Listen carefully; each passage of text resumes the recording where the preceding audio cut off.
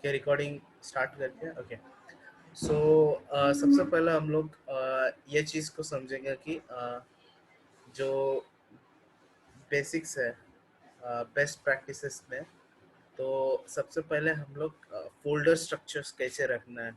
मतलब कभी भी कोई प्रोजेक्ट बनाते हैं तो उसमें किस तरह से सारी चीज़ों को ऑर्गेनाइज वे में रखें ताकि अ,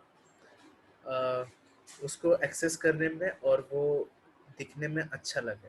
एंड किसी को भी अगर दो तो चीज़ें समझ में आनी चाहिए। तो इस कोड में हम लोग प्रॉब्लम ये देख सकते हैं कि HTML फाइल भी इधर ही पड़ा है, सारे इमेजेस इधर ही पड़े हैं, एंड जो भी फाइल्स है सब इधर ही पड़ा है। तो थोड़ा सा दिखने में करने में अच्छा नहीं लग रहा है। तो इसको हम लोग किस तरह से ऑर्गेनाइज कर सकते हैं। तो मैं स्टैंडर्ड प्रैक्टिस बताता हूँ। तो वेब डेवलपमेंट में जब भी तुम लोग कुछ भी चीज़ें बनाते हो और इसको मतलब फाइल्स को किस तरह से ऑर्गेनाइज करना है, मैं HTML से बताता हूँ। ठीक है, तो सबसे पहले अगर मुझे इस पूरे कोड को ना अच्छे से ऑर्गेनाइज करना है, इसी कोड को, मैं कुछ नया कोड नहीं बनाता, मैं इसको क्लोन कर लेता हूँ। ठीक है, न्यू फोल्डर, इसका नाम क्या था, आयुष। तो ये आयुष का कोड है। ठीक है, तो आयुष तुमको इसी तरह से अपना कोड ऑर्गेनाइज करके वापस से पुश कर लेना। ठीक है, इसी तरह से करोगे हो जाएगा। ठीक है,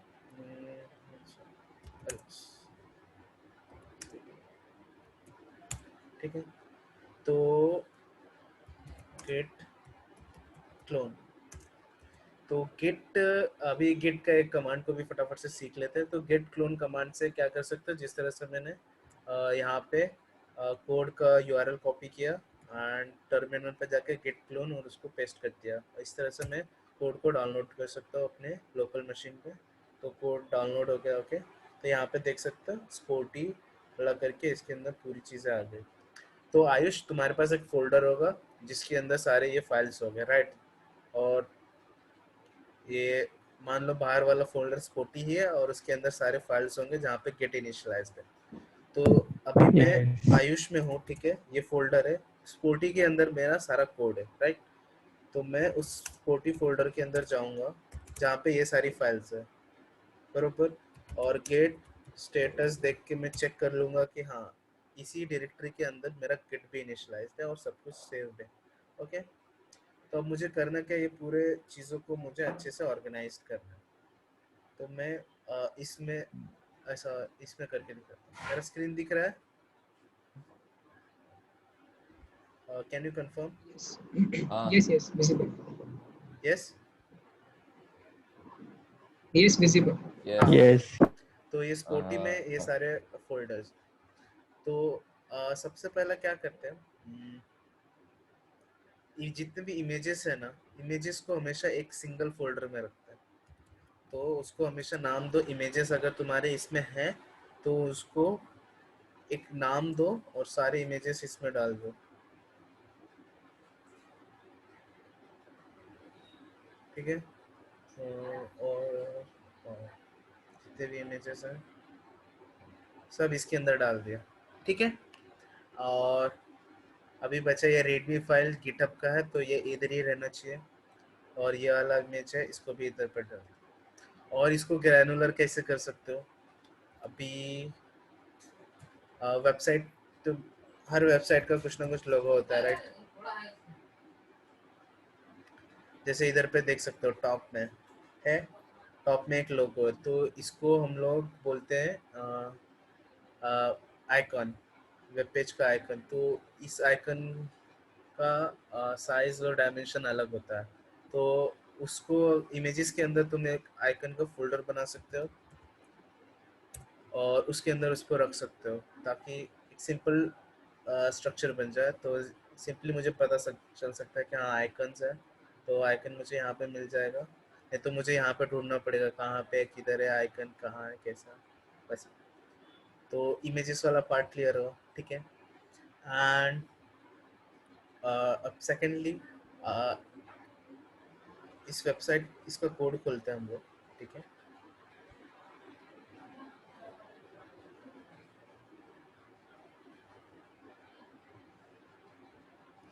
तो इस कोड में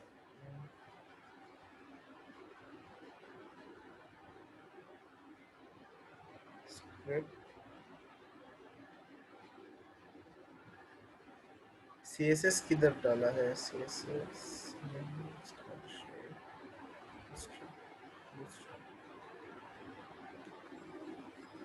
कोई भी CSS अप्लाई नहीं किया है क्या इसमें? कस्टम CSS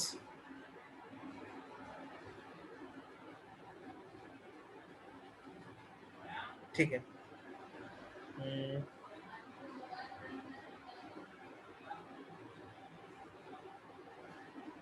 ओके, तो मान लेते हैं अगर कुछ कस्टम CSS हम लोग को अगर अपनी फाइल्स में डालनी होती है, ठीक है।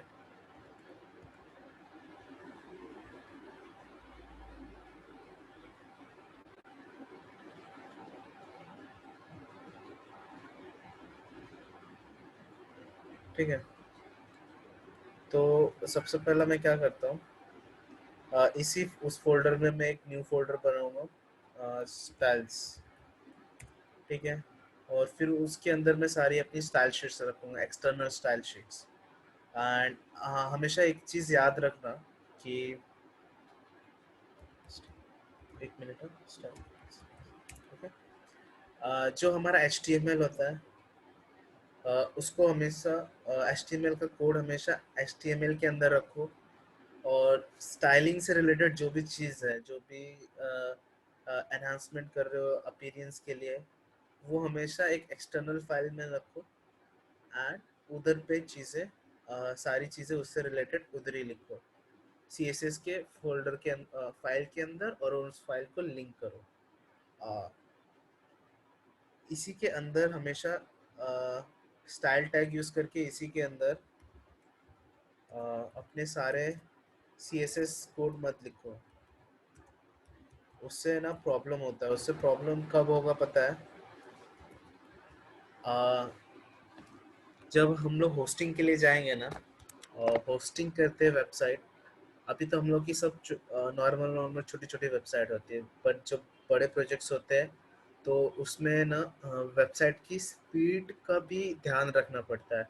और CSS जो होता है ना, वो सबसे ज़्यादा टाइम लेता है किसी भी वेबसाइट में लोड होने के लिए। अगर जितना बड़ा आपका CSS होता जाएगा ना, वो बहुत बैंडविथ, बैंडविथ का मतलब उसका साइज बढ़ेगा तो उसको उतना इंटरनेट भी लगेगा उस फाइल को फेच करने के लिए।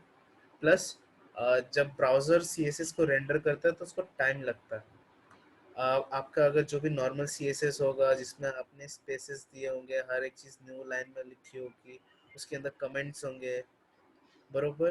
तो ये सब चीज़ स्पेस खाती है, ये हर चीज़ स्पेस खाती है। तो जिस तरह इधर पे देख सकते हो, तो इसलिए हर चीज़ को जब हम लोग होस्ट करने जाते हैं ना, तो ये सारी चीज़ें कंप्रेस की जाती है, मिनिफाइड कर देते हैं इसको।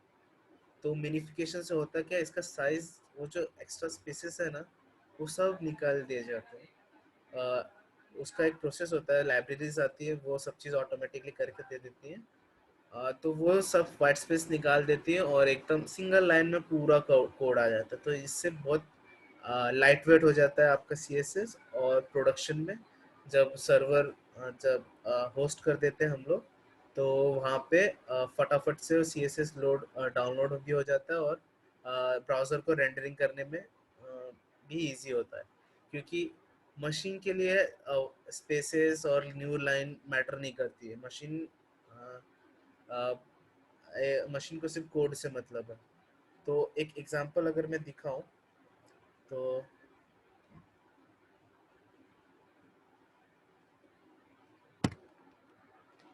ये इसका वेब पेज है।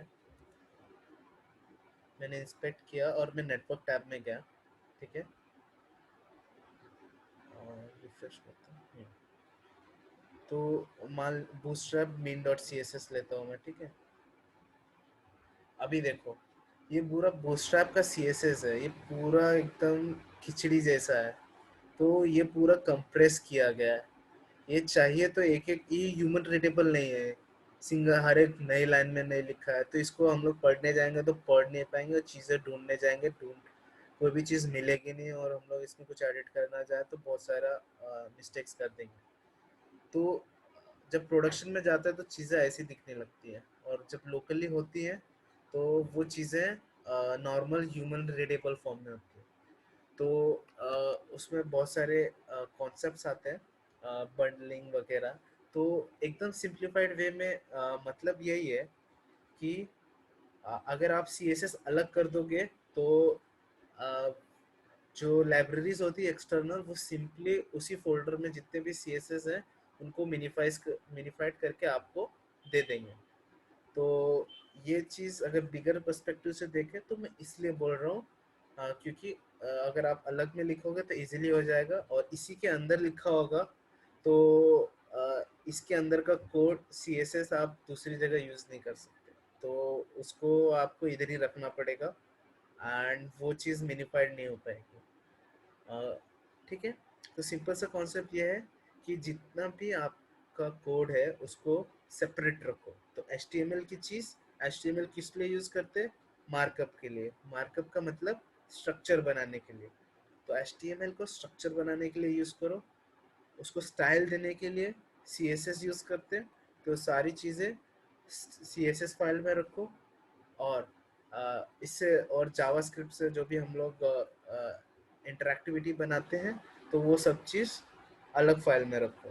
तो जावास्क्रिप्ट की फाइल्स हमेशा SRC करके रखो।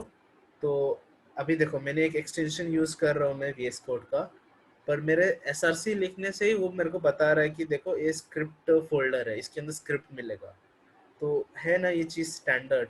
और मैंने स्टाइल्स लिखा तो इसका फोल्डर का बाकी फोल्डर से फ़ॉन्ट, मतलब फोल्डर आइकन चेंज्ड है।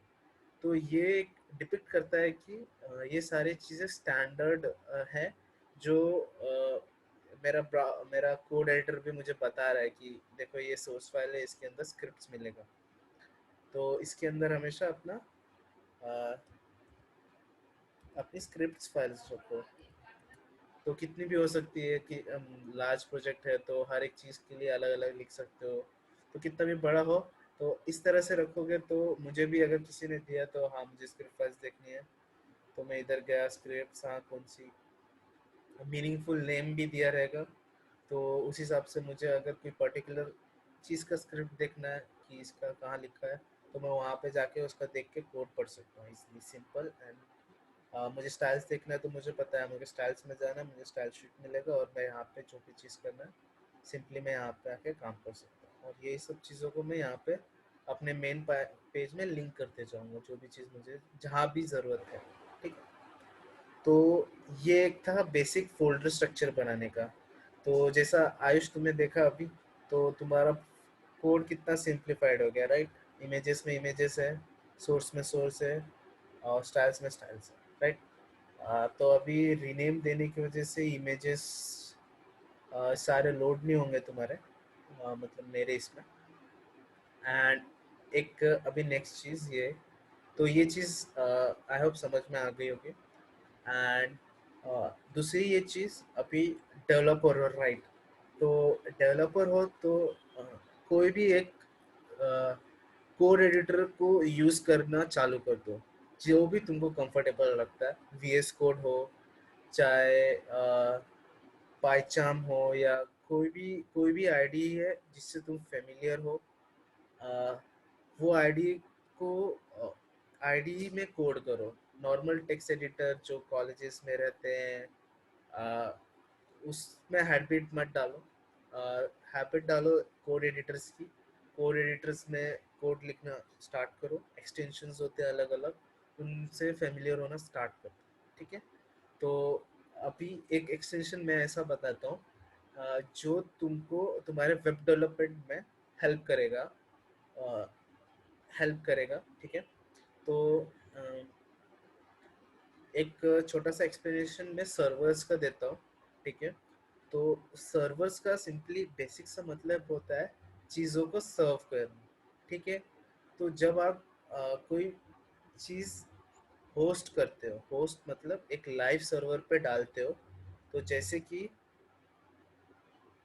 ये वेबसाइट है teachmebro.com की, तो ये तो मेरे पीसी में तो नहीं चल रही, ये कहीं पे तो मैंने ऐसे सर्वर पे रखी है जो हमेशा लाइव है, एंड इस यूआरएल पे जाने पे मुझे उस वेबसाइट का कोड दिख जाता है।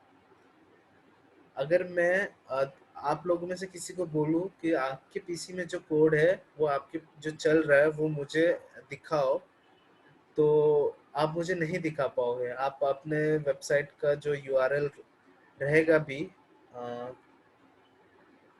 आप ऐसे ओपन करते हो, राइट। जहाँ तक मैंने देखा आप लोग इसको ओपन विद क्रोम करते हो, एंड कुछ यूआरएल में इस तरह से पूरा लिंक आता है, एंड इस तरह से आप लोग लोड करके चेक करते हो। तो ये HTML फाइल है, तो ये इस तरह से लोड हो जाती है, मगर इस तरह से चीज़ फाइल्स को नहीं चेक करते हम लोग डेवलपर्स हैं, तो हम लोग को एक प्रो तरीका चाहिए जिससे हम लोग चीज़ों को रन करके देखें, ठीक है। तो ये एक मोस्ट कॉमन और बहुत बेसिक वे है इस, मगर हम लोग इस तरह से फाइल्स को ओपन नहीं करते।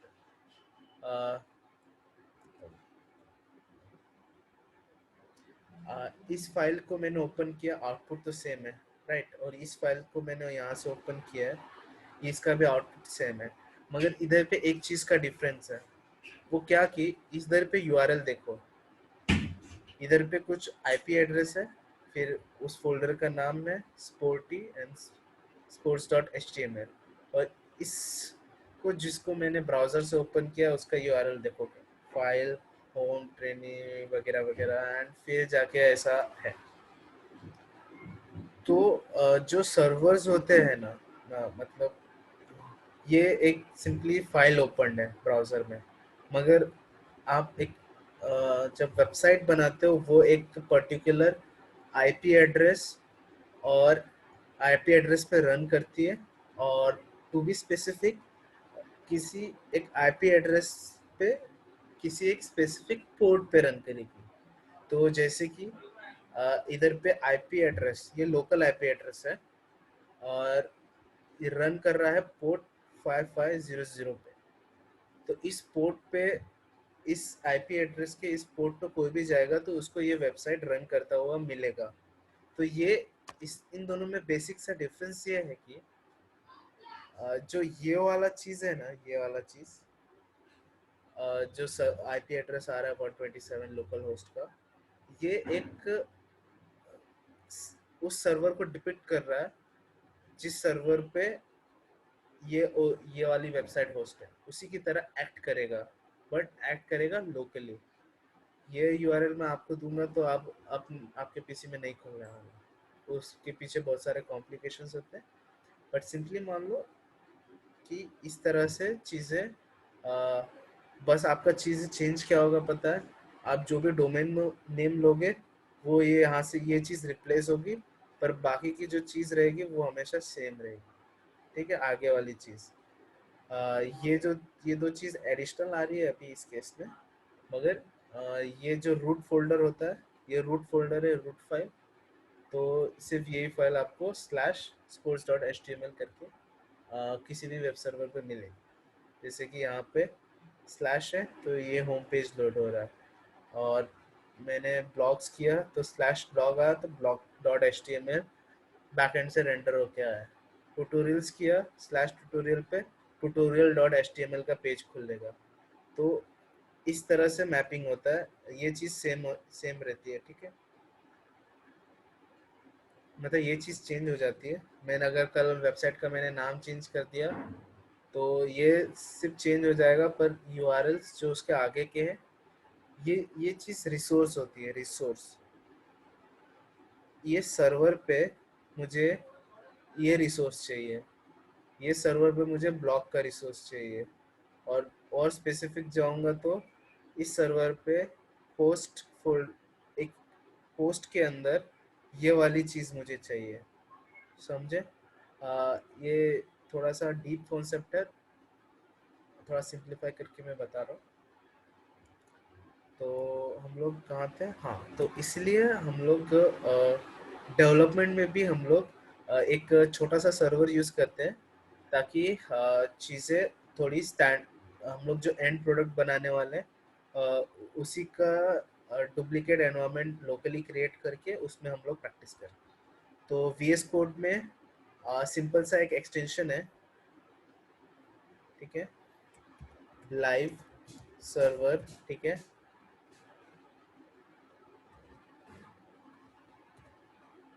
ठीक है, ये वाला है लाइव सर्वर, रिट्विक डे, ये वाला इसका ऐसा लोगो है। इसको इंस्टॉल कर लो, एंड इंस्टॉल करने के बाद जब इंस्टॉल कर लोगे ना, कोई भी फाइल HTML फाइल रहेगी उसके ऊपर राइट क्लिक करके ओपन विथ लाइव सर्वर का ऑप्शन आएगा, और करोगे तो वो उसको इस तरह से ओपन कर देगा, इस तरह से फाइल ओपन कर देगा एक छोटे सर्वर की तरह। ओके, कूल, ठीक है।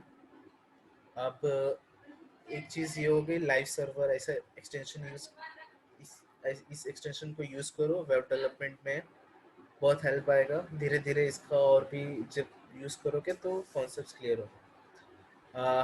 कोड कमेंटिंग, तो जब आप लोग टीम में काम करते हो ना, तो क्या होता है कि हर कोई अलग अलग टास्क पे काम कर रहा होता है, मगर आज वो बंदा है, कल वो बंदा नहीं रहेगा, छोड़ के कहीं और चला गया रहेगा, राइट।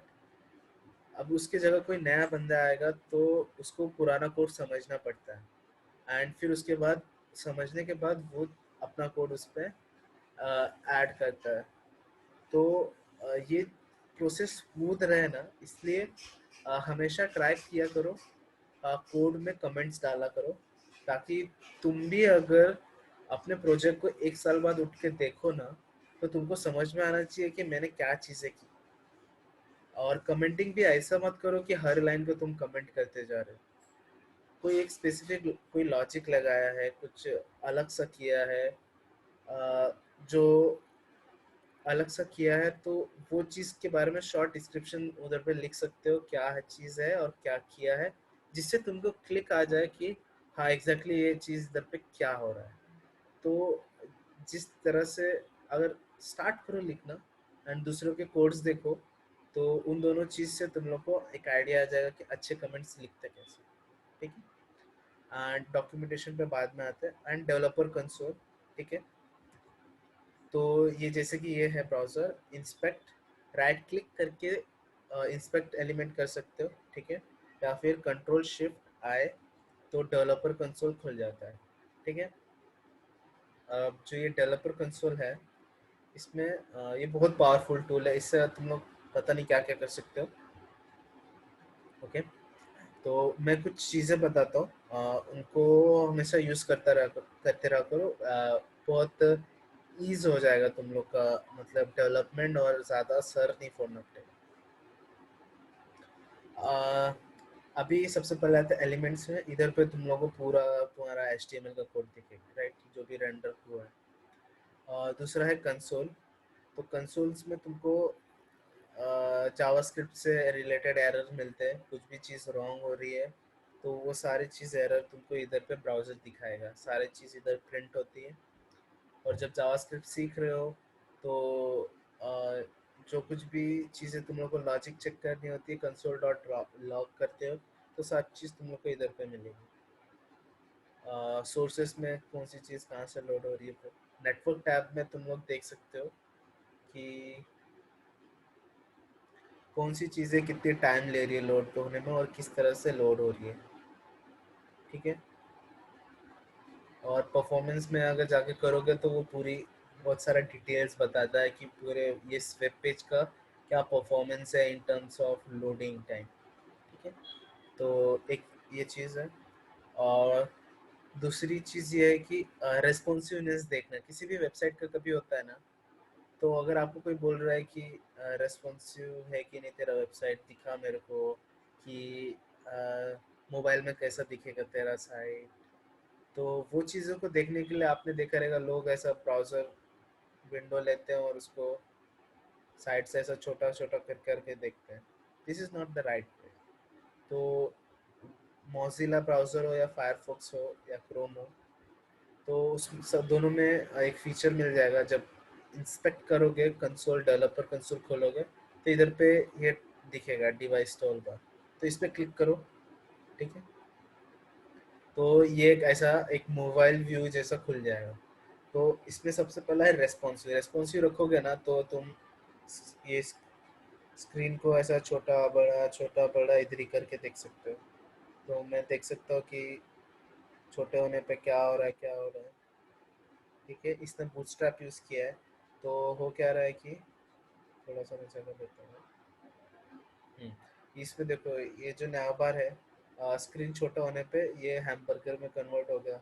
अब ये जो चार लाइन में आ रहे हैं, इसने बूटस्ट्रैप ग्रिड है, कॉलम्स एंड रोज यूज़ किया है। तो एक स्पेसिफिक स्क्रीन के साइज क्रॉस करने के बाद ये एक के नीचे एक आ जाएगा। तो जैसे देख रहे हो, एक के नीचे एक के नीचे एक के नीचे आ गया। तो ये होता है रिस्पॉन्सिव डिज़ाइन। तो इस तरह से तुम लोग चीज़ों को ऐसा देख के थोड़ा एक डेवलपर्स की तरह प्रो तरीके से चीज़ों को देख सकते हो, समझ सकते हो। और तुमको देखना है और एक्सप्लोर करना है तो कैसा, मोटो G4 पे तुम्हारी वेबसाइट इस तरह से दिखेगी, फिर S5 पे वेबसाइट तुम्हारी कैसे दिखेगी, ऐसी दिखेगी, पिक्सल 2X पे ऐसी दिखेगी, आईफोन S5 पे ऐसी दिखेगी। तुम लोग को मैनुअली वेबसाइट को अलग अलग फ़ोन पे लोड करके देखने की ज़रूरत नहीं। इस तरह से अलग अलग डिवाइस ले लेके सरफेस प्रो पे ऐसी दिखेगी, गैलेक्सी फोल्ड, आईपैड पे इस तरह से दिखेगी, इस तरह से लोड होगी। तो अलग अलग चीज़ें देख के कर सकते हो। ये चीज़ करना और सीखना ज़रूरी इसीलिए है क्योंकि आ, अभी आप ही मुझे बताओ, कोई भी अगर वेबसाइट विजिट करनी होती है तो सबसे पहला आप लोग मोबाइल ही मोबाइल से ही यूज़ करते हो, वेबसाइट को खोलते हो और देखते हो, वेबसाइट को चेकआउट करते हो। अभी मान लो अगर वो वेबसाइट मोबाइल रिस्पॉन्सिव नहीं होगी और बहुत वियर्ड सा तुम लोग को स्क्रॉल करना पड़ रहा है पूरा कंटेंट को देखने के लिए, वो बाहर जा रहा है, एक स्क्रीन के अंदर तुमको चीज़ें दिख नहीं रही है, तो ऐसी वेबसाइट पे तुम लोग विजिट करोगे नहीं? करोगे ऑफ कोर्स, बंद करके बाहर आ जाओगे। तो यूजर्स को समझना होता है। यूजर्स अभी मोस्टली डेस्कटॉप से साइट्स बहुत कम विजिट्स होती हैं, मोबाइल से बहुत ज़्यादा होती है। तो हम लोग को हमारी वेबसाइट यूजर्स को यूज़ करानी है, राइट? तो उसके लिए यूजर्स कंफर्टेबल होनी चाहिए। तो इसलिए हम लोग अभी मोबाइल रेस्पॉन्सिव बनाते हैं ताकि वेबसाइट अगर कोई भी स्क्रीन साइज के मोबाइल में अगर मेरी वेबसाइट लोड होती है तो सारे कंटेंट्स उसको प्रॉपरली दिखने चाहिए। तो इसलिए हम लोग थोड़ा मोबाइल रेस्पॉन्सिव के बारे में बात करते हैं और सीखते हैं।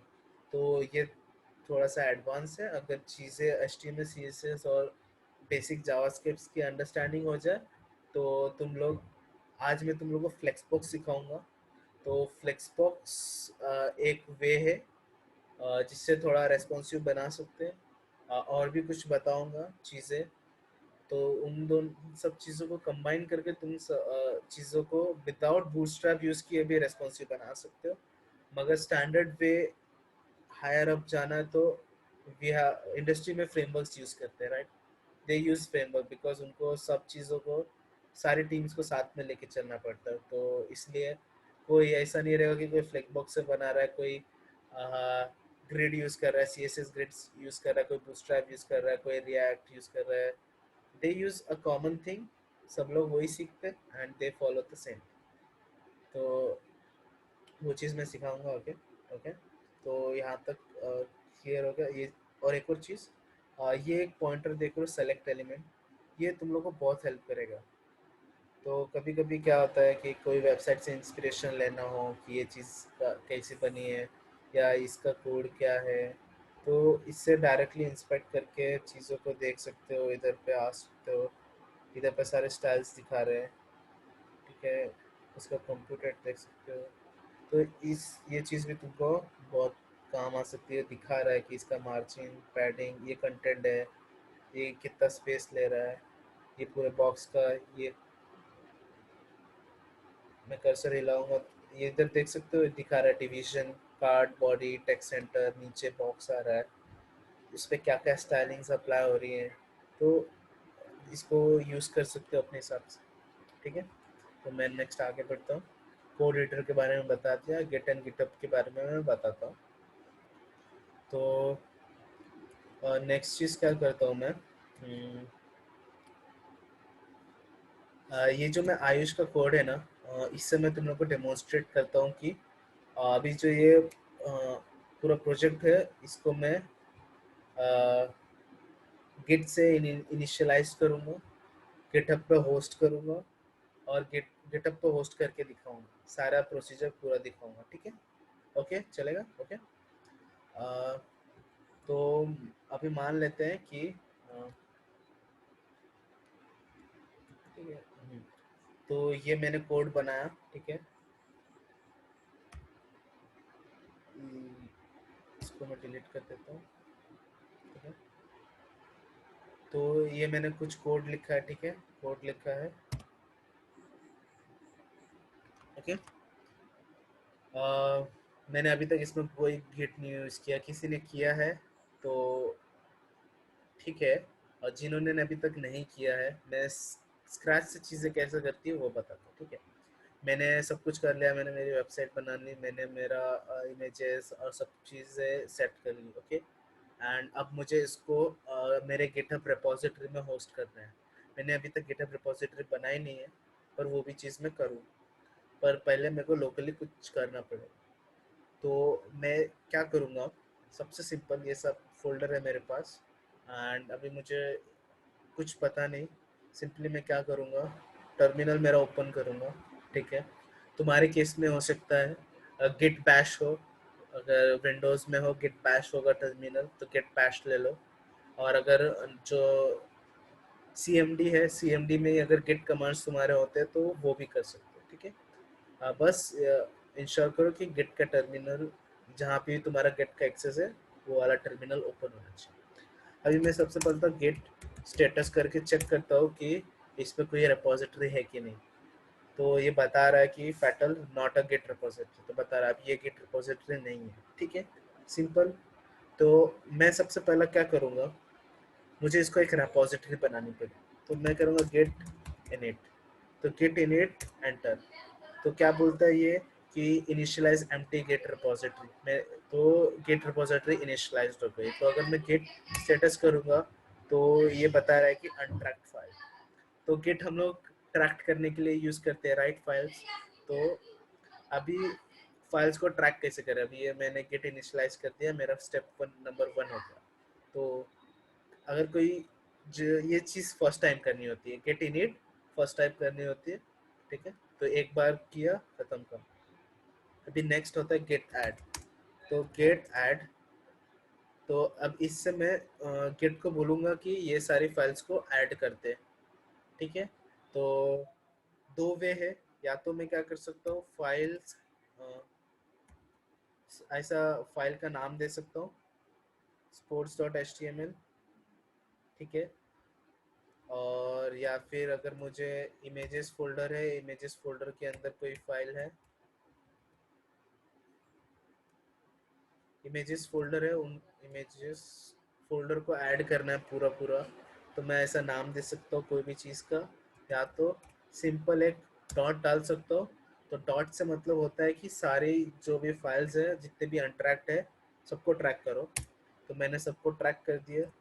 वापस से स्टेटस देखता हूँ, तो ये बोल रहा है new file new file new file new file, ये तो मैंने सबको ऐड कर दिया। अब ये बोल रहा है चेंजेस टू बी कमिटेड, इसको हम लोग कमिट कर सकते हैं। तो कमिट का मतलब होता है एक चेक पॉइंट बनाना, सेव करना। अब मैं सारे चेंजेस को सेव कर दूंगा, तो गेट कमिट ये कमांड है, -m मैसेज, मैसेज दूंगा मैं, मैसेज हमेशा ऐसे दो कि थोड़ा मीनिंगफुल हो, ताकि आपको समझ में आए कि आपने किया क्या है। तो मैं दे देता हूँ प्रोजेक्ट रेडी टू डिप्लॉय, ठीक है।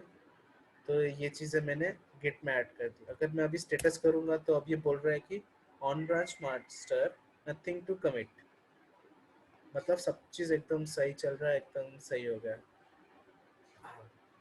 अब एक चीज़ और दिखाता हूँ। अभी मैं एक चीज़ भूल गया। अब ये मैं क्या भूल गया, जब अभी गिटहब में जब हम लोग होस्ट करते हैं ना, तो जो ये मेन फाइल होती है ना, जहाँ से सब चीज़ दिखने वाली है, तो उसको हमेशा हम लोग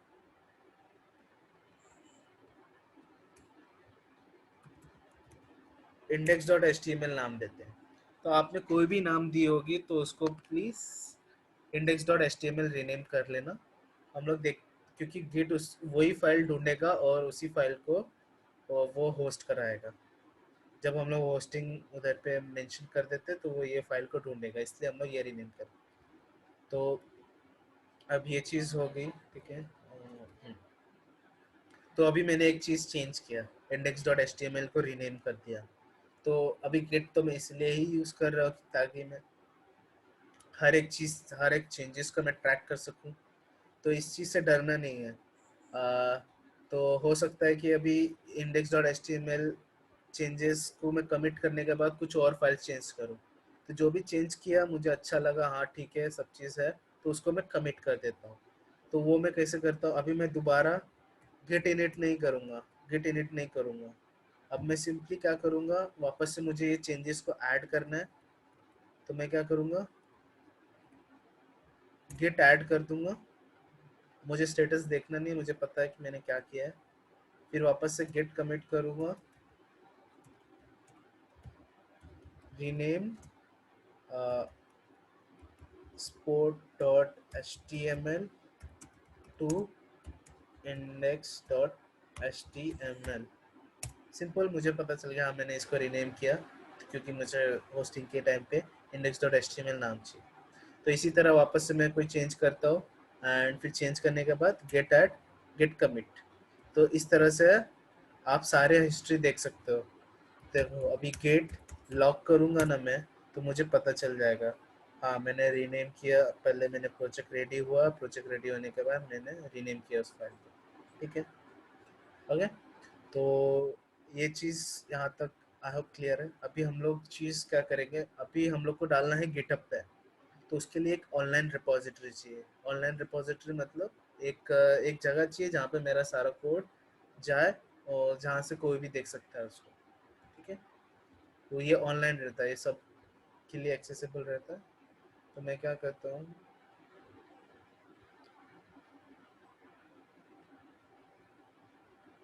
तो इधर राइट हैंड साइड में इधर प्लस सिंबल है, तो इसके ऊपर तुम लोग न्यू रिपोजिटरी पे क्लिक कर सकते हो। न्यू रिपोजिटरी में आने के बाद मैं इधर पे डाल देता हूँ आयुष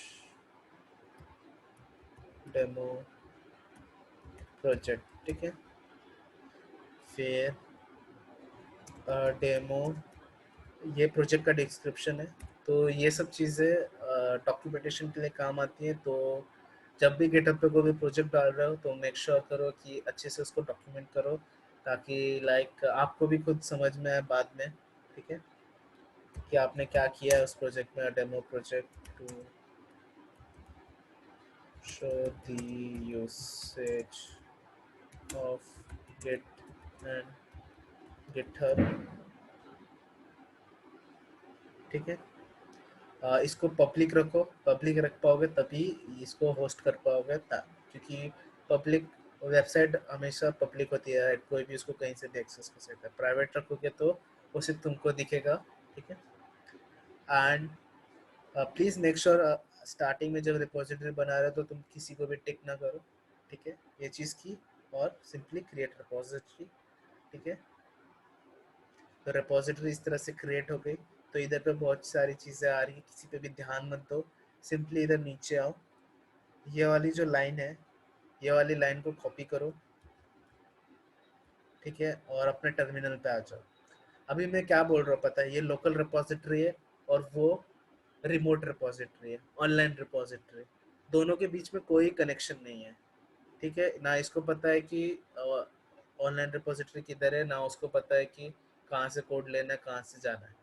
तो अभी मैं दोनों को लिंक कर दूंगा। मैं अभी लोकल रिपोजिटरी को बता रहा हूँ कि ये रिपोजिटरी में जब भी मैं पुश करूँ तो सारा कोड इधर इधर डालना है। मैं उसको बता रहा हूँ कि कोड इधर डालना। तो इसको सिंपली पेस्ट कर दो।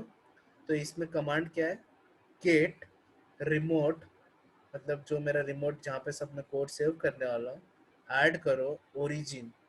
ये ओरिजिन क्या होगा, ये यूआरएल जो उसके आगे यूआरएल है, ये यूआरएल है। तो मैंने ओरिजिन ऐड कर दिया जहाँ पे मुझे सारा कोड सेव करना। अब ये चीज़ हो गई, तो लिंक बन गया, रिमोट आ गया। अगर इसको कंफर्म करना है, git remote hyphen v, okay so ठीक है। तो ये बता रहा है ओरिजिन, ये यूआरएल है, एक है फेच के लिए और एक पुश के लिए, दोनों सेम ही रहता है, ठीक है। तो इससे वेरीफाइड होगा कि ओरिजिन मेरा सेट हो गया। अब अभी इधर पे देखो कि हाँ भाई इधर पे तो कोई कोड है ही नहीं, ठीक है, कुछ भी अपलोडेड नहीं है, खाली पड़ा है। और ये रहा लोकल रिपोजिटरी जिसके अंदर बहुत सारा कोड है, ठीक है। अभी इसको पुश करने के लिए बस एक सिंपल सा कमांड डालना है, गेट पुश ओरिजिन। मैंने क्या बताया, ओरिजिन क्या सेट किया है, मुझे यहाँ पे पुश करना है। तो ओरिजिन का नाम, ओरिजिन ये सेट है, जो मेरा ऑनलाइन वाला रिपोजिटरी है उसका URL origin, git push origin. मुझे करना है मास्टर का ब्रांच, मास्टर मास्टर लिख दो। अगर नहीं बताता हूँ मास्टर क्यों लिख रहे हैं। अगर मैं इस पे करूँ गेट ब्रांच, तो इधर पे आ रहा है मास्टर, इसलिए सारा कोड मेरा मास्टर ब्रांच पे, ठीक है। इसलिए मैं गेट बोल रहा हूँ पुश करो, पुश यानी सारी चीज़ें अपलोड करो। कहाँ पे, गिट पुश ओरिजिन में करो, मास्टर ब्रांच में, ठीक है। अभी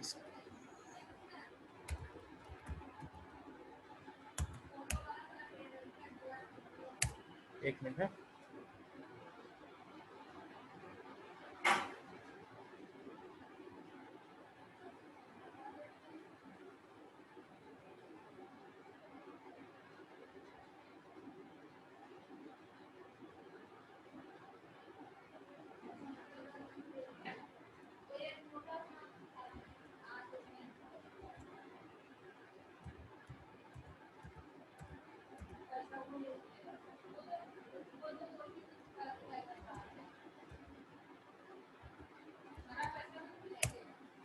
तो मैंने मेरा पासवर्ड डाल दिया एंड जैसे देख सकते हो ये अपलोडिंग होना स्टार्ट हो गया। तो ये सक्सेसफुली अपलोड हो गया। तो अभी मैं इधर पे ही हूँ, मैंने इसको रिफ्रेश किया, सारा कोड आ गया, सिंपल क्लियर। ये सारा कोड इधर पे मैंने पुश कर दिया। तो इधर पे एक रीडमी फाइल भी तुम लोग डाल सकते हो। वो सब अभी नहीं करोगे चलेगा, मेरे को बस ये चीज़ चाहिए तुम लोग से। इस तरह से तुम लोग को कोड को पुश करना है, ठीक है। अभी मैं बताता हूँ, कोड तो पुश हो गया। अभी एक और चीज़ मैं करके दिखा देता हूँ, बहुत कन्फ्यूजन्स होती है, ठीक है। बिकॉज क्योंकि गिट का एसेंस यही है, ठीक है। अभी मैं इधर पे, ये मेरा प्रोजेक्ट है right, index dot H T M L, ठीक है। तो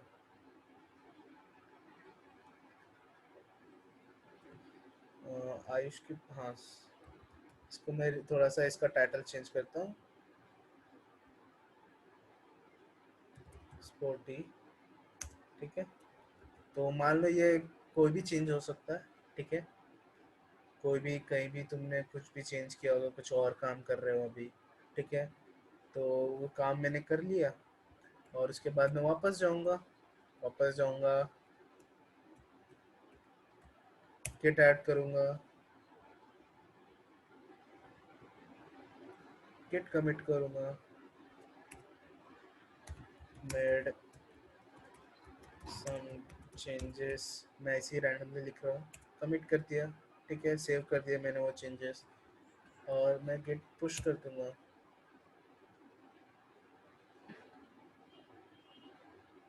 पुश हो गया, ठीक है। बस इसी तरह से करते रहने चाहिए चीज़। एक बार आप लोग अभी कर लो, उसके बाद जब नेक्स्ट वीक का जो भी काम करते कर रहे हो, तो रोज़ पुश करने की ज़रूरत नहीं है। रोज़ मतलब क्या कर सकते हो, git add git commit, git add git commit, git add git commit करते रह सकते हो। एंड फिर तो तुम लोगों को लगता है कि हाँ मेरे को या सब ऑनलाइन वाली रेपोजिटरी पे डाल देना है, तो तब पुश कर दो। अगर रोज पुश करना है तो रोज पुश करो, जैसा तुम्हारी मर्जी है वैसा कर सकते हो। तो ये पुश हो गया। तो यहाँ पे अब रीनेम्ड आ रहा है राइट, अभी यहाँ पे मेड सम चेंजेस, तो यहाँ पे मैं देख सकता हूँ हिस्ट्री। तो हाँ मैंने ये किया था, फिर ये किया था, फिर ये किया था, मैं उस टाइम पे जाके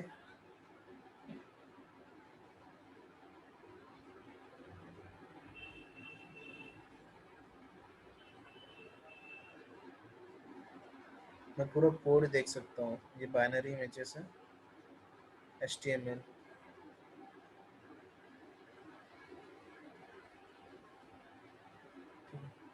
तो इस तरह से ये चीज़ें भी तुम सारे कमिट्स का हिस्ट्री देख सकते हो कैसा क्या है। और अगर टू बी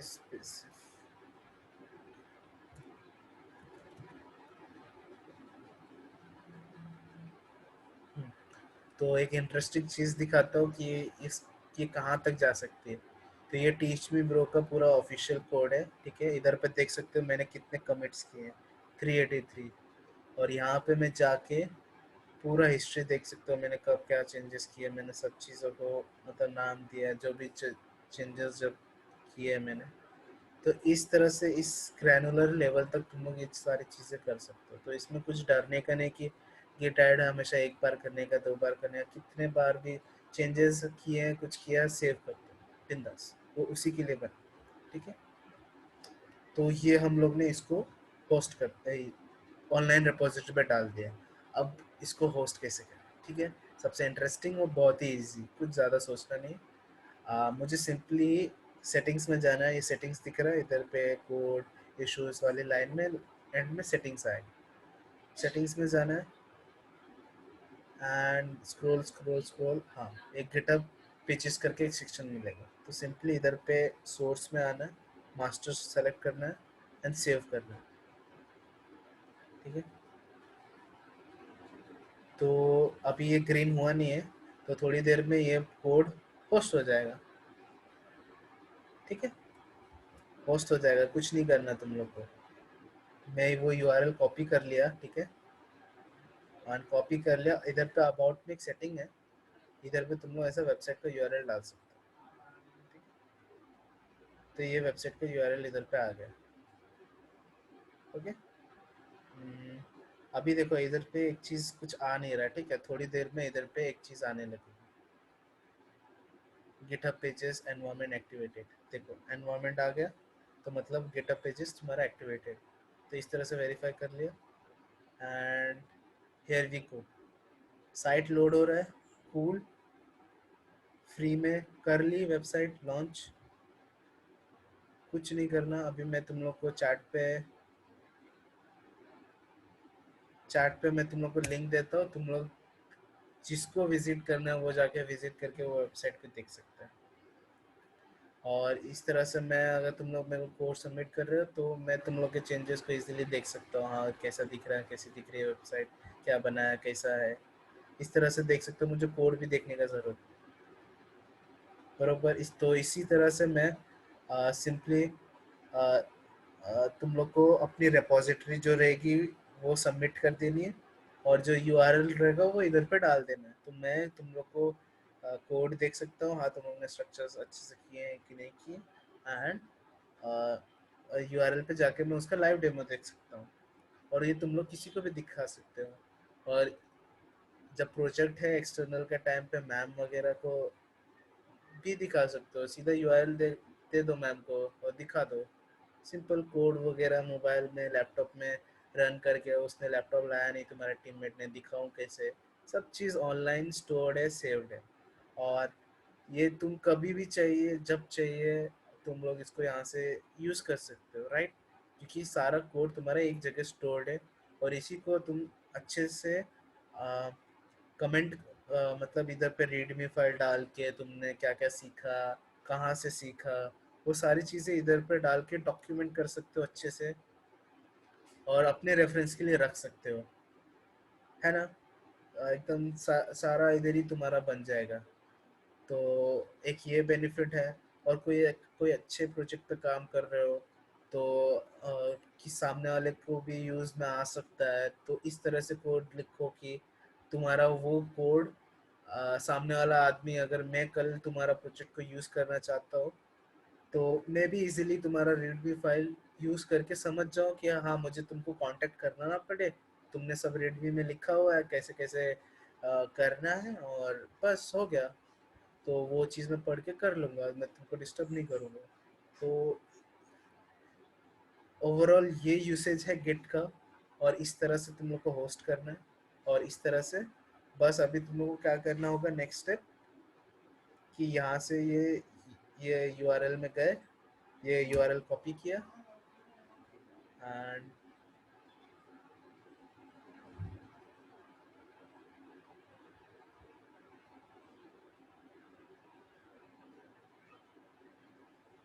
इश्यूज में जाओ, शेयर योर वर्क। मैं तो बोलता हूँ इधर ही कर दो, अभी ज़्यादा कॉम्प्लेक्स में करना नहीं चाहता चीज़ों को। एंड इस तरह से इधर पे लिंक पेस्ट करके अभी अपना प्रोजेक्ट का टाइटल लिख देना, जो भी होगा, एंड रेपो लिंक, ठीक है। प्रोजेक्ट टाइटल मैं स्पोर्टी करता हूँ,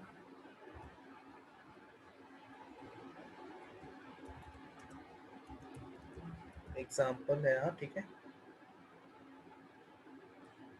तो इधर पे ऐसे प्रीव्यू देख सकते हो, ये H2 है, ये H2 है, ये H3 है, ये H है, इसको मार्कडाउन बोलते हैं, ठीक है। ये H2 में मैंने ये ले लिया चीज़ें, ओके, और मैं इसको कमेंट कर देता हूँ, ठीक है, एग्जाम्पल के। और मैं अभी आऊँगा तो सिंपली जाके तुम्हारा कोड देख लूँगा क्या है, क्या लिखा है, क्या नहीं किया, एंड ठीक है।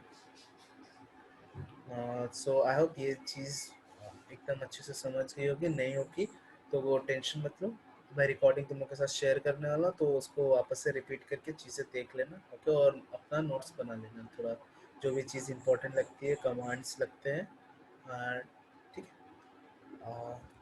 फिर नेक्स्ट है, ओके, सो फ्लेक्सबॉक्स और मीडिया क्वेरीज, ओके। मैं थोड़ा सा इसका ओवरव्यू दे देता हूँ मैं फटफट से, ओके।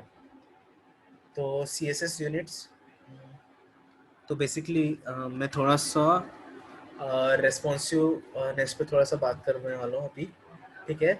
तो देखो, तीन चीज़ के बारे में बात करता हूँ मैं अभी। एक है हम लोग जो मतलब पिक्सल्स वैल्यू जो देते हैं हाइट विड्थ में, अभी पिक्सल्स देते हैं, ठीक है।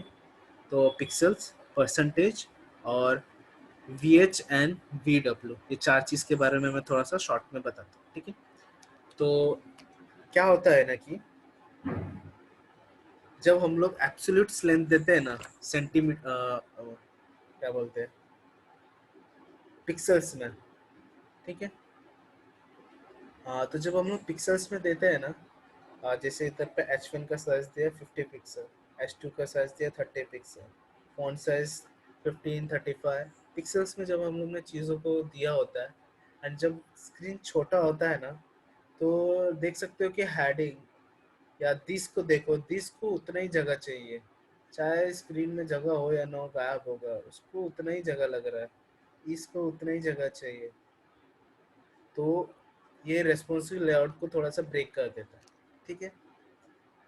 ये था एकदम सिंपल टर्म्स पे मतलब पिक्सल्स यूज करने से होता क्या।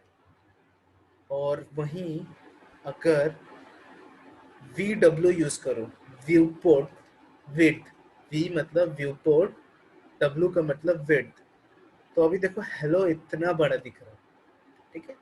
अगर मैं स्क्रीन छोटा करूंगा तो साथ साथ देख सकते हो कि हेलो भी छोटा होते जा रहा है, छोटा होते जा रहा है, छोटा होते जा रहा है, छोटा होते जा रहा है, छोटा, और स्क्रीन में दिख रहा है ना। कूल, एकदम सिंपल। एंड वहीं मैंने अगर वी एच देखा, वी एच में विड्थ छोटा होने पे कुछ नहीं होगा, ठीक है। VH में इफेक्ट तब दिखेगा जब स्क्रीन का हाइट छोटा होगा। तो हाइट छोटा हो रहा है तो देख रहे हो उसका साइज भी छोटा होता जा रहा है। ठीक है। तो ये चीजें हो क्या रही, तो इधर पे मैंने 20 व्यू पोर्ट बोला है, ठीक है। तो व्यू पोर्ट का मतलब क्या होता है, आ, मैं ये चीज ले लेता हूँ, ये वाली वेबसाइट, ठीक है। तो Ctrl+Shift+I, ठीक है, और ये मोबाइल व्यू, ठीक है, रेस्पॉन्सिव रखता हूँ।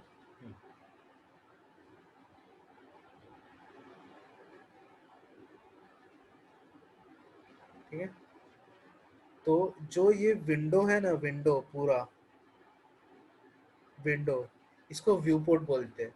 अभी व्यू पोर्ट मेरा इतना है, अभी मैं इसको इतना कर दूं, अभी ये व्यू पोर्ट मेरा इतना है, अभी इतना कर दूं व्यू पोर्ट मेरा इतना है, अभी व्यू पोर्ट मेरा इतना है। तो जो जितनी एरिया स्क्रीन पे दिख रही है यूजर को, जितना साइज, जितना कंटेंट, वो होता है व्यू पोर्ट। जो यूजर को दिख रहा है जितना एरिया, उसको बोलते हैं व्यू पोर्ट। तो व्यू पोर्ट स्क्रीन के साइज के हिसाब से चेंज होते रहते हैं, ठीक है। तो इसीलिए अगर मैं जब इधर पे व्यू पोर्ट विड्थ बोलता हूँ, तो ये विड्थ इतना है, हाइट उतना ही है, ठीक है। मैं सिर्फ विड्थ कम करते जा रहा हूँ, देखो इधर पे देख सकते हो 520, 366 इंटू 520, 520 मेरा हाइट है, और बस विड्थ चेंज हो रहा है, हाइट उतना है। तो मैं बस इतना सिंपल बोल रहा हूँ ब्राउजर को, 20 व्यू पोर्ट विड्थ चाहिए मुझे। तो व्यू पोर्ट मेरा इतना है, तो उसका 20 व्यू पोर्ट इतना है, तो उसने उतना ले लिया। अब व्यू पोर्ट मेरा इतना है, उसका 20 इतना होता है, तो वो अपने आप अपने हिसाब से कैलकुलेट करेगा और उसको छोटा बड़ा करते जाएगा। तो इधर पे सिंपली देख रहे हो, मैं ज़्यादा कुछ नहीं किया, उतने में मेरी चीज़ें रेस्पॉन्सिव हो, ठीक है। तो ऐसा नहीं है कि व्यू पोर्ट हर जगह यूज़ करना है, पिक्सल्स कभी यूज़ नहीं करना, परसेंटेज यूज़ नहीं करना, सबका एक अपना अपना स्पेसिफिक जगह है, ठीक है। और परसेंट्स में बोलूँगा, परसेंट जब बोलूँगा तो अभी मान लो 50% बोला, तो स्क्रीन का 50% मेरा एलिमेंट लेगा। 20% बोला तो 20% अभी मान लो कैसा रहता है कि परसेंटेज, इस पर परसेंटेज का एग्जांपल है क्या, परसेंटेज का, तो इसमें देख सकते हो रिलेटेड टू पेरेंट एलिमेंट, तो ये वैरी करता है। तो मान लो एक कंटेनर बॉक्स है मेरे पास, एक अगर मेरे पास डिव कंटेनर होता, उस डिव कंटेनर का विड्थ है 100%, फिर उसके अंदर अगर एक H1 एलिमेंट होता, उसको मैं अगर 80% बोलता, तो वो उस पेरेंट के विड्थ का 80% लेगा। और अगर मैं पेरेंट जो कंटेनर है, मैं कंटेनर बोलता हूँ, कंटेनर को मैंने 80% विड्थ दिया, और जो उसके अंदर H1 है उसको मैंने 60% बोला, तो अब वो उस 80% का 60% लेगा। समझ रहा है थोड़ा सा, तो वो थोड़ा सा पेरेंट वाले से रिलेटिव होता है, उस हिसाब से वो परसेंटेज कैलकुलेट करके अपना विड्थ को स्पेसिफाई मतलब एडजस्ट कर। तो एक ये व्यू पोर्ट और व्यू VH और परसेंटेज और पिक्सेल्स का में ये थोड़ा डिफरेंस है, और क्या चीज़ को क्या लेने से कैसे चीज़ों को तुम लोग थोड़ा सा अपने कंट्रोल में कर सकते हो। तो एक सिंपल सा सजेशन है, अभी बहुत चीज़ें मैं करके नहीं दिखा सकता, लिमिटेशंस है।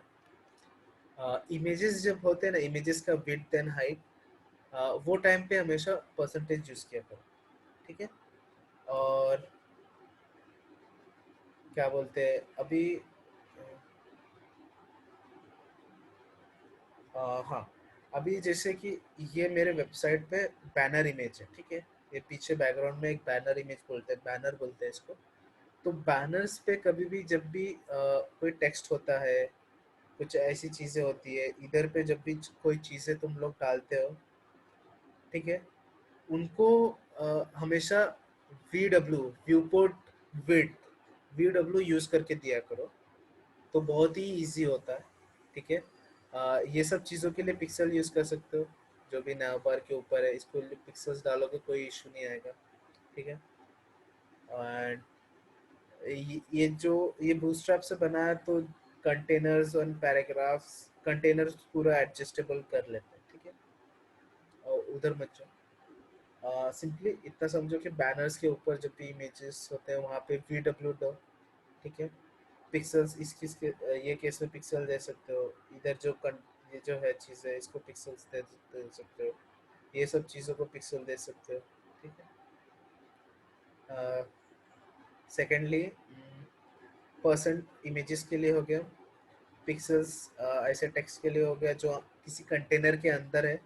ठीक है, और कंटेनर्स अभी देखो, अभी वो कंटेनर्स वाला कॉन्सेप्ट डिफिकल्ट है अंडरस्टैंड करने का। ठीक है, मैं उसको नहीं लेता हूँ। अ, तो परसेंट इमेजेस पे यूज़ करो मोस्टली, पिक्सल्स यहाँ पे एंड व्यू पोर्ट यहाँ पे। VH का अ, ये बैनर इमेज जब हम लोग बनाते हैं ना, तो हम लोग ये चाहते हैं कि ये पूरा बैनर इमेज एक ही साथ पूरे इसी पूरे व्यू पोर्ट में दिखे। ठीक है, तो तब हम लोग कभी कभी 100 VH यूज़ करते हैं। 100 VH मतलब ये पूरा व्यू पोर्ट जो दिख रहा है, एंड VH का ज़्यादा यूज़ नहीं है बट कहीं कहीं पे यूज़ आता है। VW यूज़ करोगे तो स्क्रीन के हिसाब से वो अपने आप ही थोड़ा एडजस्टेबल हो जाए। तो ये था थोड़ा CSS यूनिट्स के बारे में। ठीक है, तो मैं जल्दी से तुम लोग को फ्लेक्स बॉक्स बता देता हूँ। ठीक है, कैसे फ्लेक्स बॉक्स से लेआउट बना सकते हो थोड़ा सा, और मीडिया क्यूरीज का थोड़ा सा ब्रीफ दे दूंगा क्या चीज़ है। ठीक है, तो अभी मैं क्या करता हूँ, इधर पे तुम लोग को नेविगेशन बना के दिखाता हूँ फ्लेक्स बॉक्स से। ठीक है,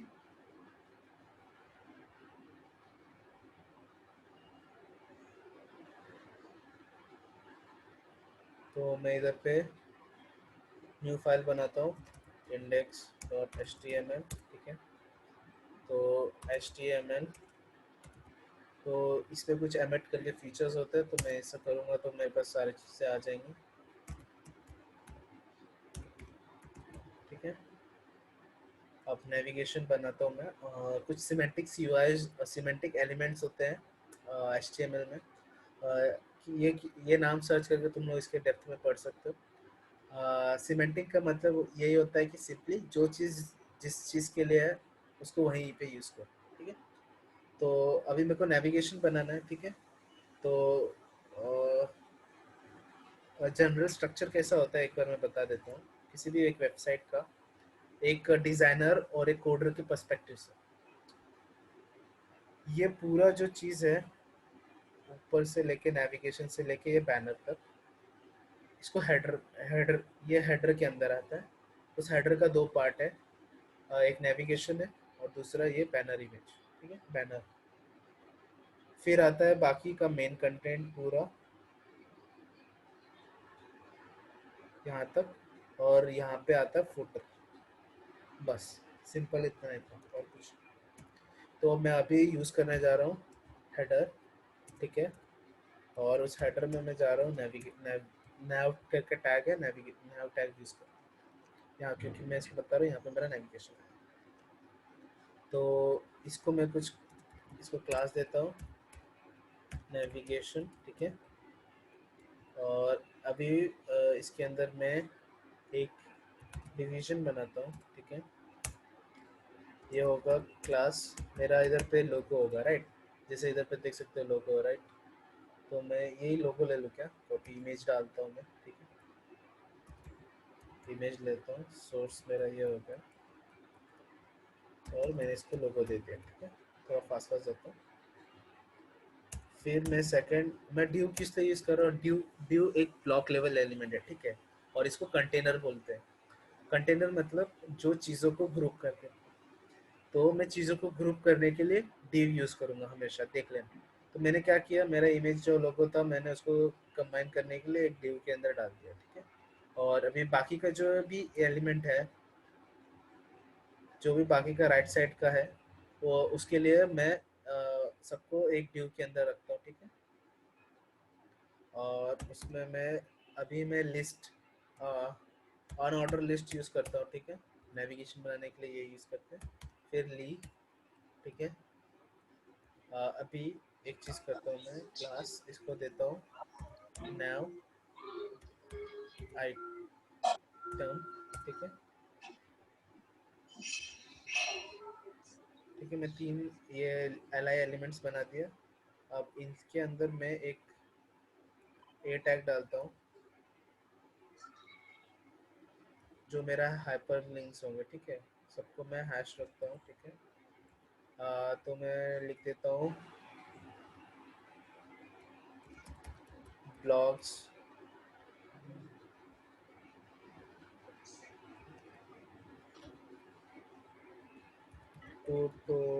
ट्यूटोरियल्स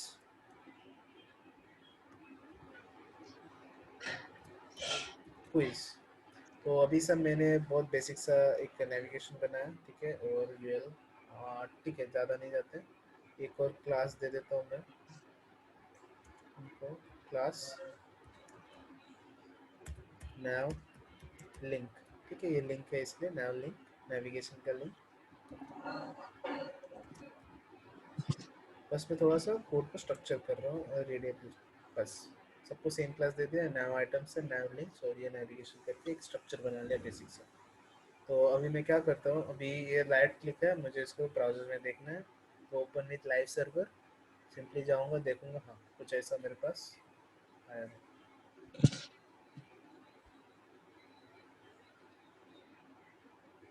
ओके, ये इमेज मेरा बहुत बड़ा है और ये नीचे ये चीज़ आ रही है, ठीक है। दिख रहा है तुम लोग को?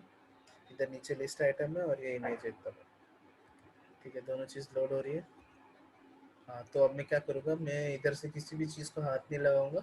अब जो भी चीज़ है सब मैं स्टाइल से करूँगा, ठीक है। न्यू फोल्डर, स्टाइल्स, ठीक है। New file, style dot H T M L, sorry, style dot C S S.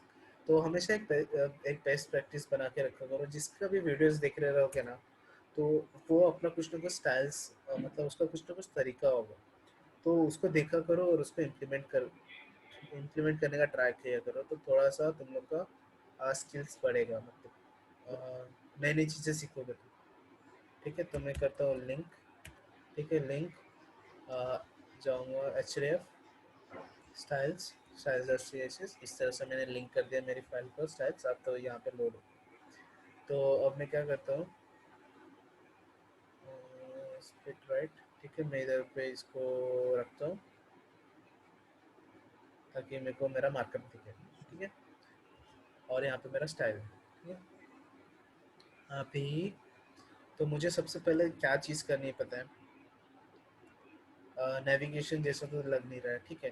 तो पहले मैं सबसे पहले इमेज को मैं छोटा कर लेता हूँ। तो मैं सिंपली क्लास ले लेता हूँ लोगो, ठीक है। ये डॉट क्लास लोगो बता दिया मैंने, इसको सेलेक्ट कर लिया। तो इसको मैं कुछ देता हूँ वेट, वेट देता हूँ मैं 20। अब ये लोगों का केस है, लोगों का केस है, इसलिए मैं चाहता हूँ कि इसका ये चीज़ ये रहे। मैं अभी पी एक्स यूज़ करके देखता हूँ, ठीक है। मैं इसको रखता हूँ 50। वेट टेक्स्ट है तो थोड़ा सा ज़्यादा चाहिए मुझे विड्थ के केस में, और हाइट के केस में मुझे थोड़ा सा छोटा चाहिए। 50 पीक्स, पीक्स डाल के देखते क्या होता है, ठीक है। तो ये कुछ ऐसा सा आ रहा है, एक मिनट, ठीक है। और छोटा करना पड़ेगा 30, 20।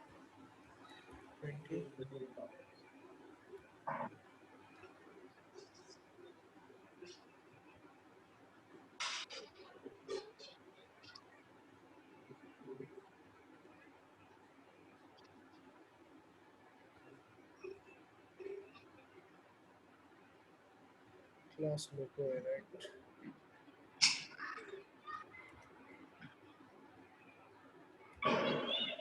Sorry sorry sorry sorry, class logo और उसके अंदर इमेज को मुझे देना है, इमेज टैग मैंने सेलेक्ट किया। ओके, सो अभी इमेज किधर गया मेरा?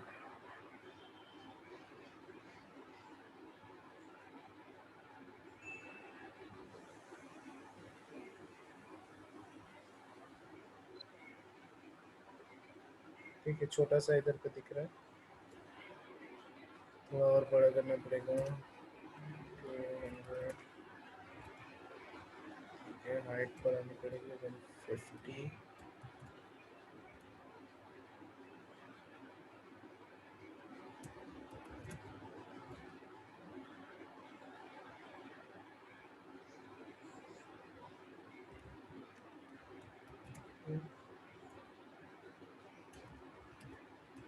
ऐसे ही ठीक लगता है। ठीक है, तो ये इमेज मेरा लोगो कुछ साइज का आ गया। अब ये कुछ इस तरह से तो दिख नहीं रहा है, अंडरलाइन आ रहा है, कुछ अलग सा टेक्स्ट कलर दिख रहा है, और एक के बाजू में एक के बाजू में नहीं। ठीक, तो अभी इसको कैसे लाएं? तो सबसे पहले मैं कुछ इसकी स्टाइलिंग हटाऊंगा। डिफॉल्ट स्टाइलिंग ये ली है, यूएल है। यूएल भी ब्लॉक लेवल एलिमेंट्स होते हैं, तो ये पूरा बॉडी का स्पेस कवर करते हैं, पूरा 100% वेट, और इसलिए एक के नीचे एक आ रहा है। ठीक है, अगर मैं तुम लोग को दिखाऊं कि मैं क्या बोल रहा हूँ।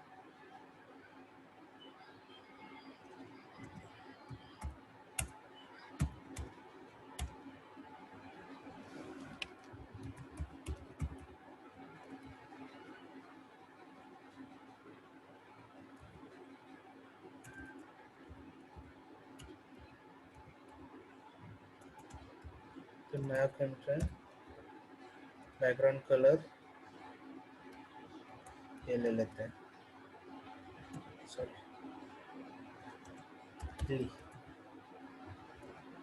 और कोई अलग कलर, सबको अलग अलग देना पड़ेगा।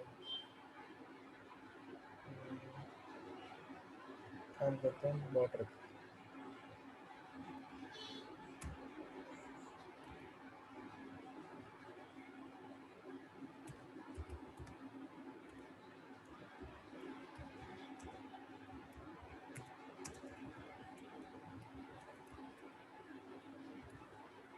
ये देख रहे हो, पूरा वेट ले रहा है, मैंने कुछ वेट नहीं दिया उसको।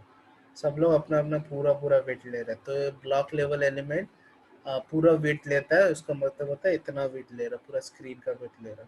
ठीक है, तो इसको रखो साइड में। तो अभी मैं क्या करूँगा,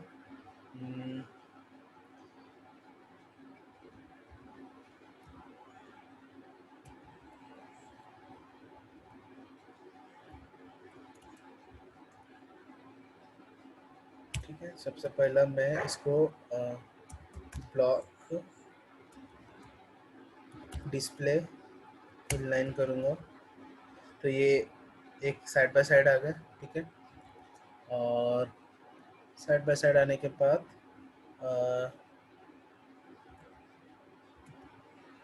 इसका काम होगा, और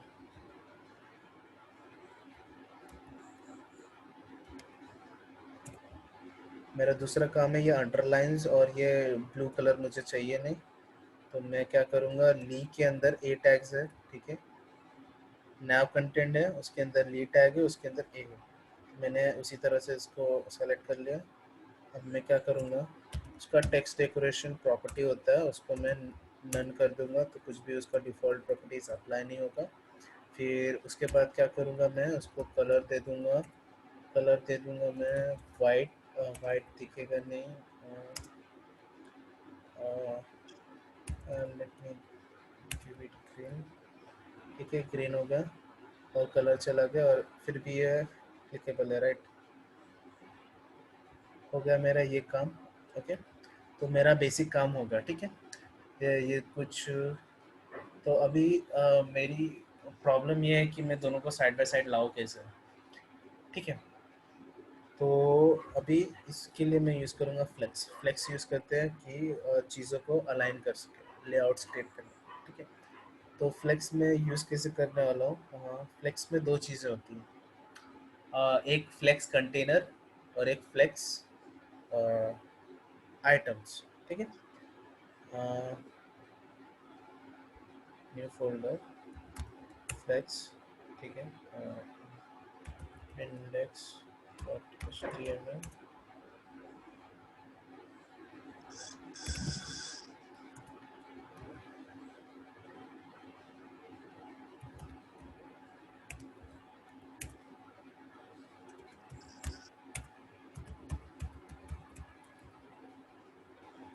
ठीक है। थोड़ा सा div dot,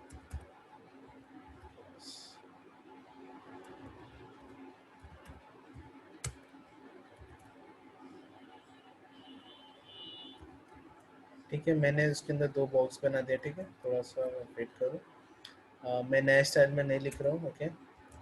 नए स्टाइल शीट में नहीं लिख रहा हूँ, इधर ही लिखता हूँ। जो डॉट बॉक्स है उसको मैं width 100 px, height 100 px, background colour ये दे देता हूँ, आई गेस,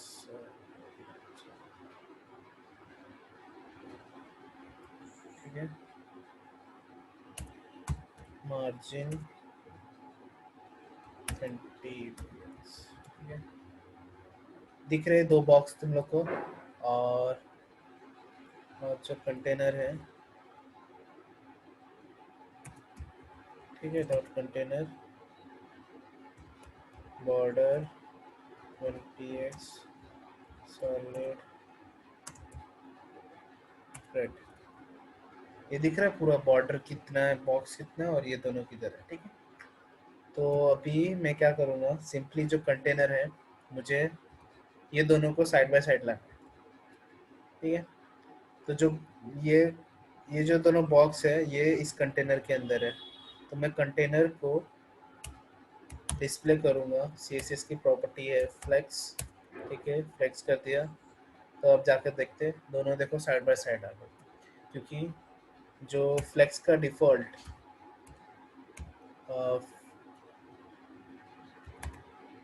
फ्लेक्स डायरेक्शन करके एक प्रॉपर्टी होता है, डिफ़ॉल्ट होता है रो, तो इसलिए रो बोले तो ये।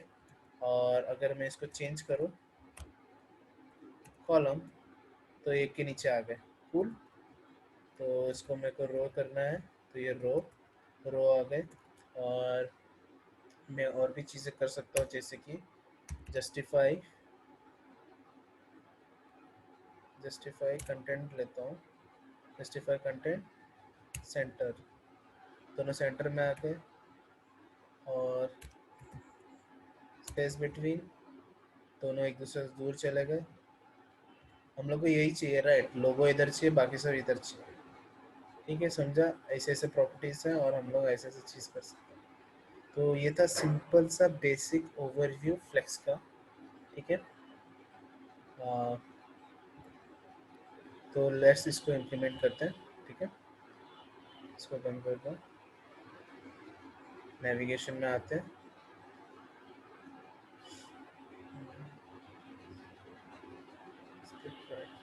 ओके, ठीक है। तो ये नेविगेशन है, उसके अंदर ये डिव है, ये तो डिव है। तो मैं नेविगेशन मेरा इस केस में हो गया कंटेनर, ठीक है। तो मैं क्या करूँगा, बोलूँगा डिस्प्ले फ्लेक्स, फ्लेक्स चाहिए मुझे, डायरेक्शन फ्लेक्स डायरेक्शन मुझे रो चाहिए, मुझे चाहिए justify items,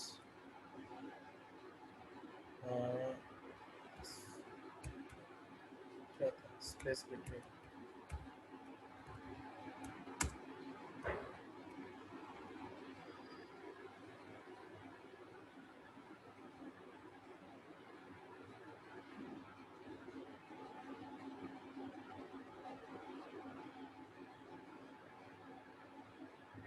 justify content space between,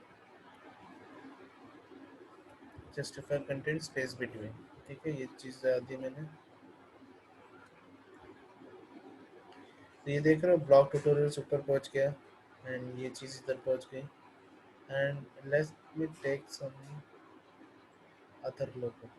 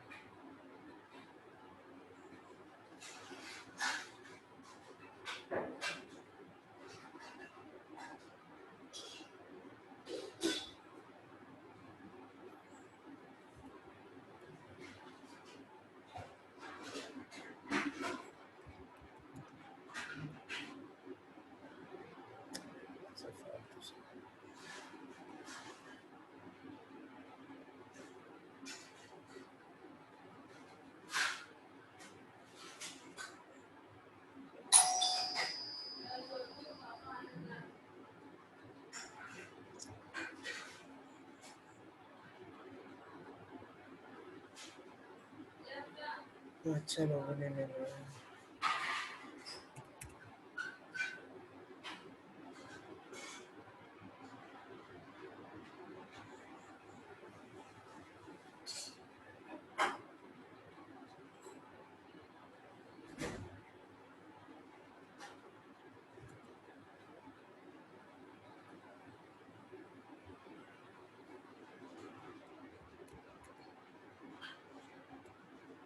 ठीक है, तो मैं क्या करता हूँ,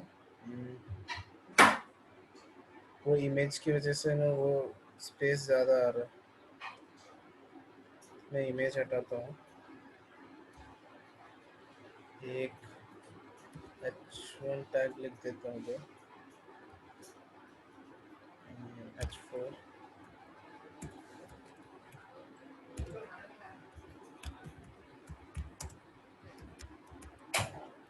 ठीक है, तो अभी देख सकते हो ये एकदम बिल्कुल प्योर लाइन में. और ठीक है, नेविगेशन को मैं अगर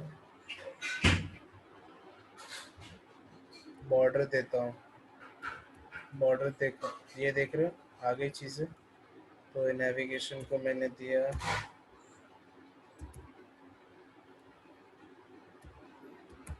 पैडिंग.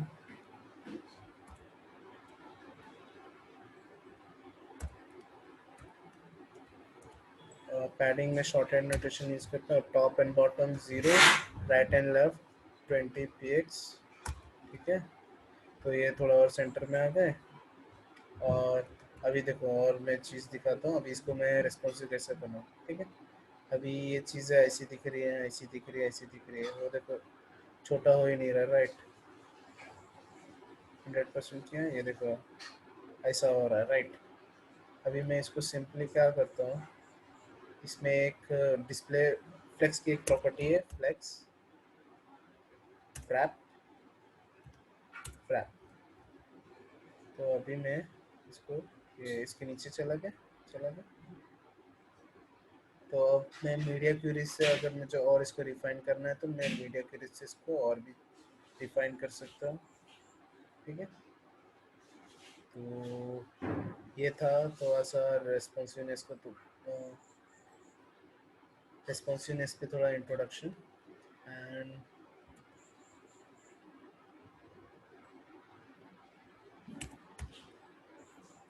Padding 20 px. थोड़ा और इधर आ जाए. तो आई होप ये चीज़ समझी होगी. अभी मीडिया क्यूरी से तुम लोग को एक चीज़ मैं करके दिखाता हूँ. ठीक है, तो इधर पे मैं डालता हूँ मीडिया क्यूरीज कैसे डालते हैं. एट मीडिया, ठीक है, ब्रैकेट मैं दूंगा मैक्स विद कोलन. ठीक है, अब मैं क्या चाहता हूँ पता है, वैसे तो स्टैंडर्ड्स, एक स्टैंडर्ड हर डिवाइस का बूस्ट्रैप ने पिक्सल्स निकाला है कि जैसे कि 567 मोबाइल डिवाइसेस के लिए, 767 टैबलेट साइज एंड 967 डेस्कटॉप और उससे ऊपर लास्ट डेस्कटॉप. तो ये एक जनरली एक्सेप्टेड ब्रेक पॉइंट्स हैं, तो अभी हम लोग अपने हिसाब से लेने वाले हैं। तो मैं क्या करता हूँ,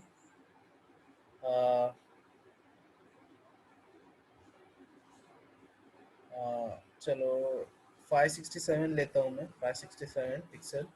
इस पे मैं इसका कलर चेंज कर देता हूँ, ठीक है। 567 पिक्सल्स, और इस पिक्सल्स में अभी मैं क्या करता हूँ, मुझे किसका कलर चेंज करना है, ये नेविगेशंस का, ठीक है। तो नेविगेशंस एरिया ये रहा। तो मैं क्या करूँगा, अभी देख रहे हो मैंने पूरा उठा के क्लास डाल दिया, मगर मेरे को ये टेक्स्ट डेकोरेशन नन दे वो दोबारा बताने की ज़रूरत नहीं है, मुझे सिर्फ इसका कलर चेंज करना है। तो कलर चेंज कर देता हूँ मैं ब्लू, ठीक है।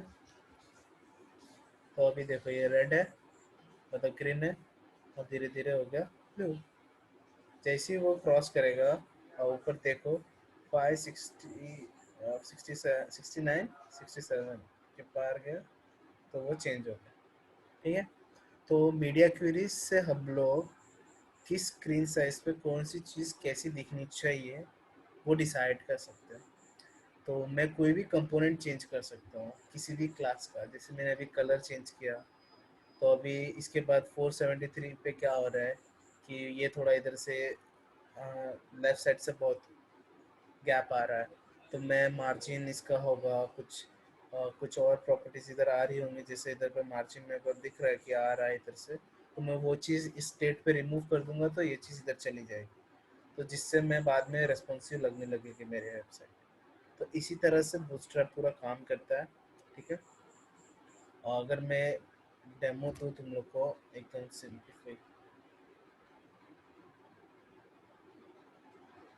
ठीक है। अभी ये सब चीज़ें हैं, तो एक विड्थ हाइट एक सर्टेन चीज़ पे ये कन्वर्ट हो गया इसके अंदर, ठीक है।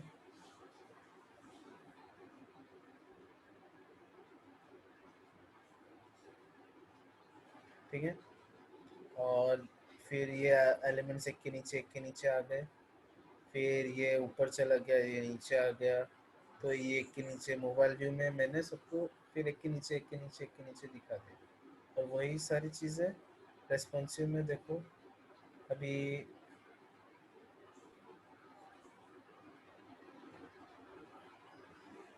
अभी ऐसा आ रही है, अभी एक दो तीन है, फिर थोड़ी देर में एक के नीचे एक आ जाएंगे, तो इसी तरह अभी इधर पे मैं दिखाता हूँ। ये देख रहे हो media mean wait call SM4, तो यही है, ये चीज़ को देखते रहना, ये चीज़ चेंज होती रहेगी धीरे धीरे।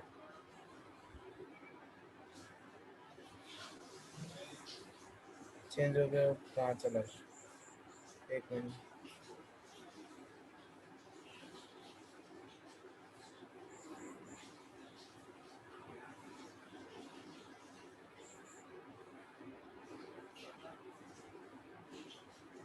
हाँ,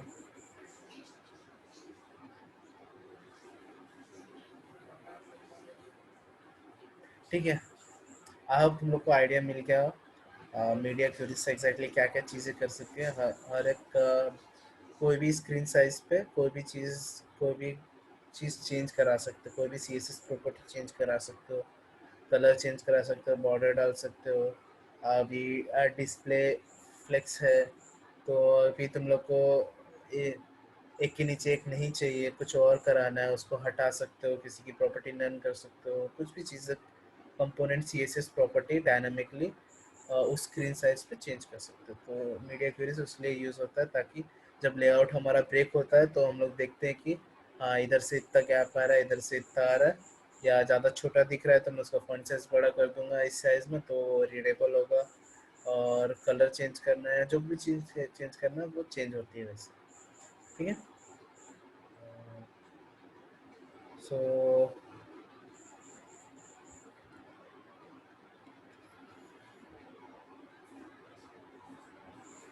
आई हैव कवर्ड एवरीथिंग जो भी मुझे कवर करना था।